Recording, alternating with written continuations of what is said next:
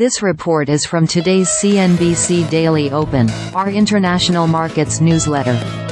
CNBC Daily Open brings investors up to speed on everything they need to know, no matter where they are. Like what you see? You can subscribe here. Korea leads Asia. Korea led stock market gains in Asia Pacific on Thursday, with markets in Hong Kong, China and Taiwan shut for a public holiday. The Nikkei 225 climbed 0.81%, while Korea's Kospi rose 1.45%. The Dow Jones Industrial Average extended its losses to a third straight day, falling 0.11% to 39,127.14, dragged by a more than 8% dive in Intel shares after the company posted operating losses in its semiconductor manufacturing business. The S&P 500 ended up 0.11% at 5,211.49 to clock its first winning session of the week. The Nasdaq Composite finished up 0.23% at 16,277.46.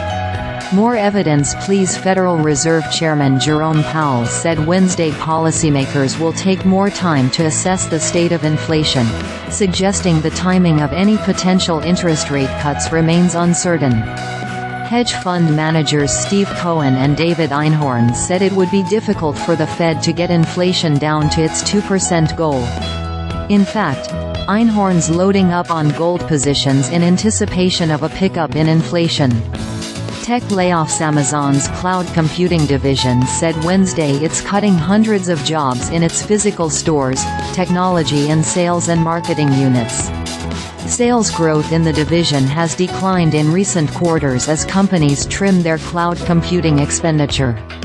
These cuts comes as Amazon confirmed it's ditching unmanned checkouts at its fresh supermarkets in the U.S. halfway done. China's real estate troubles are likely far from over and industry problems need to be addressed quickly for overall GDP growth to pick up significantly, according to Henry V. H.C. Vey, KKR's head of global and macro asset allocation, in a report released Thursday by the global investment firm.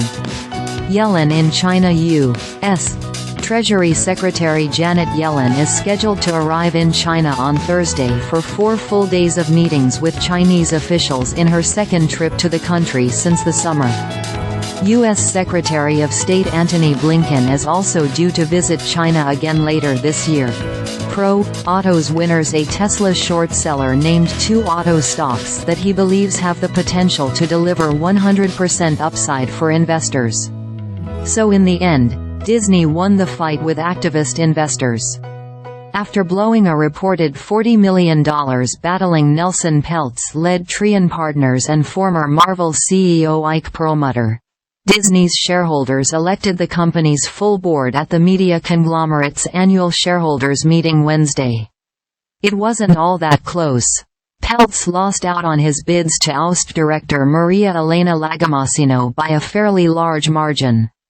For all Peltz leveled at Disney's management about their strategy for the company's streaming business, he failed to convince shareholders that he had a credible alternative plan.